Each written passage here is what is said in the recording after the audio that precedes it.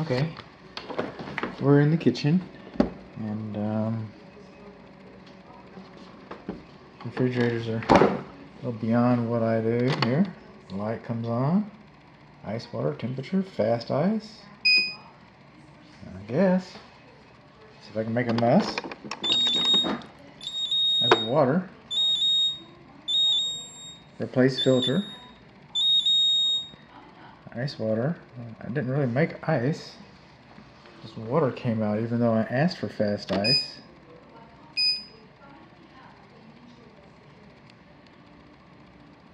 I'll turn that off like I found it, because it says ice water. And you might want to have the seller demonstrate that to you before you take possession. The refrigerators are beyond the scope. It's just an inspection. It's not what I do, but this is a piece of mechanical equipment. So you do want to have it serviced so that you have a baseline where you're at. The water filters last about 8 months to a year. Has it ever been replaced?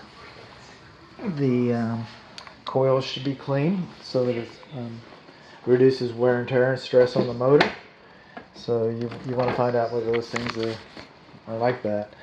The dishwasher's working. It's relatively new. I got a picture of the data plate. This right here is known as a foul line, F-O-U-L, hillbilly home inspection. That's how we do it, foul line. It's where all the germs and the bacterium and the virus is hiding, stuff like that. So, is it right? No, it's not right. What can you do about it? I don't know. I'm just telling you that it's not right. I've yet to have a client. I hate discounting my work, but I've yet to have a client call me back and say, "Hey, bud, thanks for catching that foul line." Maybe they did. I would never dissuade my client from seeking perfection. But by the way, apparently this fixture is relatively new. We've got a notice posted right here, and I captured that image for you. Now, anytime you have a landing pad on a kitchen countertop that's wider than 12 inches, you should have an electric receptacle outlet. One there. We don't have one here. Okay. Of course, then we got the foul line, and then these under cabinet lights. You got all these exposed wires. Look at that. How about this one over here? Those electric junctions just hanging out, ready to bite you. Now over here, this is called. Okay. It's a gap in your junction box. What had happened is when we remodeled this and we put this splashback in here, it comes out farther than the wall. You can see the gap. Looky here.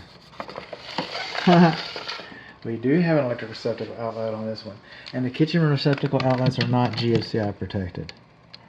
But we do have a receptacle over here. So that's why I like to bring my clients along with me.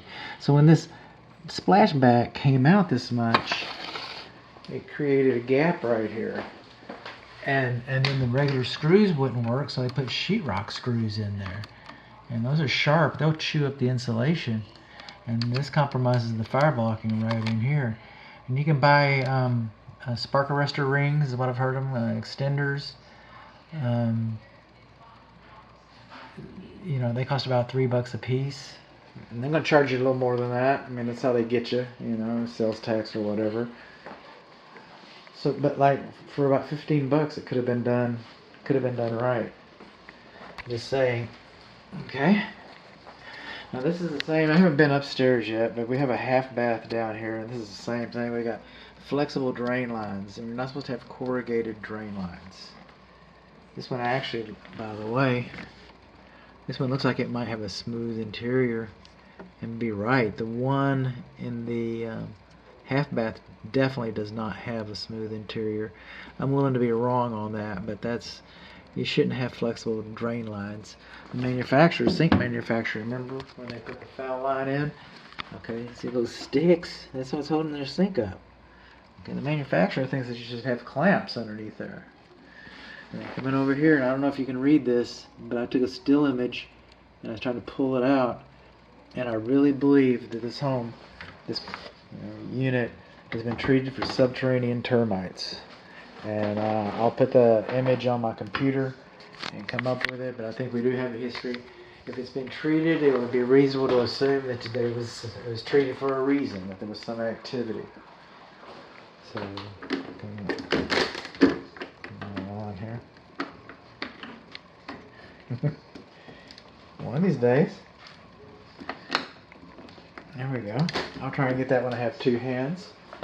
Coming on along, this range does not have an anti-tip device. There's nothing to keep it from falling over on furniture. I have a still image of that. And I've been playing with everything. Everything's been coming on and everything. I've been playing with this. This is a circulating vent fan.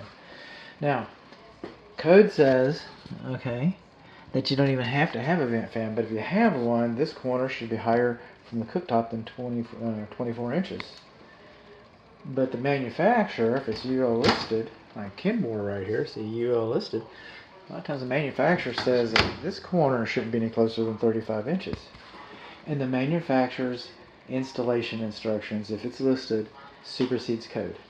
That supersedes code. So even though there's a code against that, even though there's not a code requiring this manufacturer may have a different idea about the height of that. Since I don't have the instructions, I have to call it deficient. Now this is our little LED display here. This is a 234. See how we do that? Check this out. So we're gonna go over here. I'm gonna do some cook time. Look, I'm missing parts. I'm missing part of the 5. Look at that. All right, that's supposed to be 15. Part of the 3, part of the 2, part of the 10, part of the 9, part of the 8. You got an LED that's burned out in here.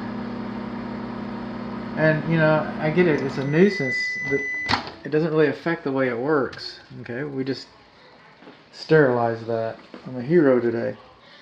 So it doesn't affect the efficiency, but by the way, it's broken. It's simply broken. 235, now 235, see that little top part right there? Some of your top LEDs are missing. Or inoperable. We do not have GFCI in the kitchen. And then we got some more wires. Just all these under-counter lights were bootlegged in, by the way.